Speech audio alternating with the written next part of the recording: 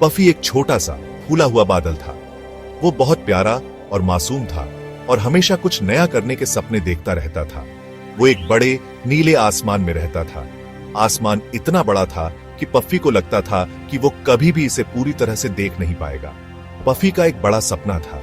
वो दुनिया के हर कोने को देखना चाहता था, हर जगह की खूबसूरती को महसूस करना चाहता था। वो दुनिया देखना चाहता था। उसे लगता था कि अगर वो दुनिया देख पाए तो उसकी जिंदगी पूरी हो जाएगी। हर रोज पफी चिड़ियों को उड़ते हुए देखता था। वो उन्हें देखकर बहुत खुश होता था और सोचता था कि काश वो भी उनके साथ उड़ पाता। वो भी उनकी तरह एडवेंचर्स पे जाना चाहता था। उसे लगता था कि चिड़ियों की तरह उड़ना कितना मजेदार होगा। एक दिन एक बूढ़े बादल ने पफी को उदास देखा। बूढ़ा बादल बहुत समझदार था और उसने पफी की उदासी को तुरंत पहचान लिया। क्या हुआ छोटे? उसने पूछा।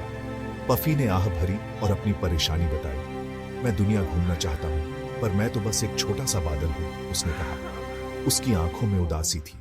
बूढ़े बादल ने मुस्कुराते हुए कहा, छोटे, कभी कभी हमें अपनी सीमाओं को पार करने के लिए बस एक छोटे से धक्के की जरूरत होती है।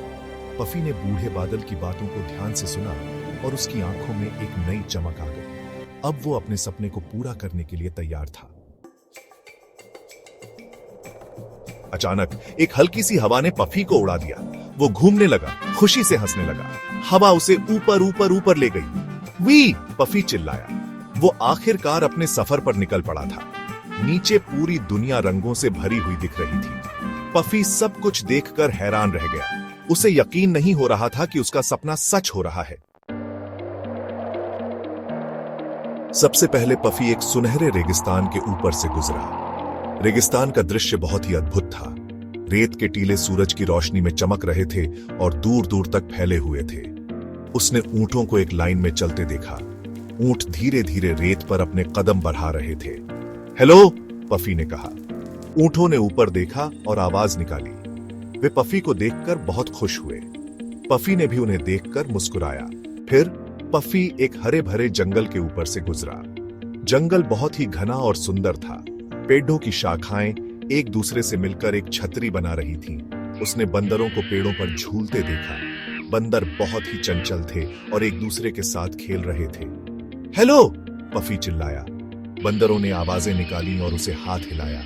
वे पफी के साथ खेलना चाहते थे। पफी ने भी उन्हें देखकर हाथ हिलाया। आखिरकार पफी एक विशाल नीले समुद्र पर पहुंच गया। समुद्र का दृश्य बहुत ही शांत और सुंदर था। लहरें धीरे धीरे किनारे पर आ रही थीं। उसने डॉल्फिन को लहरों से उछलते देखा। डॉल्फिन बहुत ही खुश और चंचल लग रही थी। वे पानी में खेल रही थीं और एक दूसरे के साथ मस्ती कर रही थी। हेलो, पफी ने जोर से कहा। डॉल्फिन ने पफी की आवाज सुनकर पानी में उछलना शुरू कर दिया।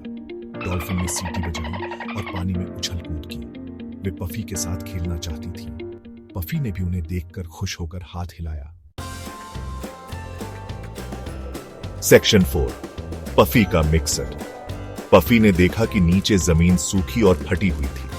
चारों ओर बंजर भूमि फैली हुई थी और कहीं भी हरियाली का नामो निशान नहीं था। पेड़ मुरझा रहे थे और फूल झुके हुए थे। ऐसा लग रहा था जैसे प्रकृति ने अपनी सारी ऊर्जा खो दी हो। एक छोटा सा गांव आगे दिखाई दिया। गांव की गलियां सुनसान थीं और लोग अपने घरों में दुबके हुए थे। लोग उदास और परेशान लग रहे थे। उनके चेहरों पर चिंता की लकीरें साफ।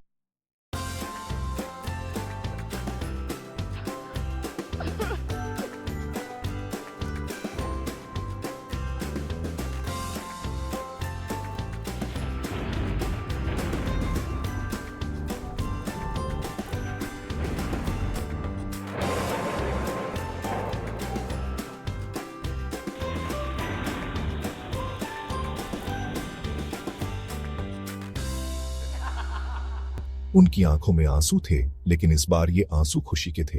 बच्चे बारिश में नाचने लगे। वे खुशी से झूम रहे थे और एक दूसरे पर पानी छिड़क रहे थे। पफी उनके लिए खुशियां लाया था। उसने महसूस किया कि उसका मकसद पूरा हो गया है। हवा पफी को वापस उसके दोस्तों के पास ले गई। उसने उन्हें अपने सारे एडवेंचर्स के बारे में बताया। उसने ऊंटों, बंदरों, डॉल्फिन और गांव के बारे में बताया।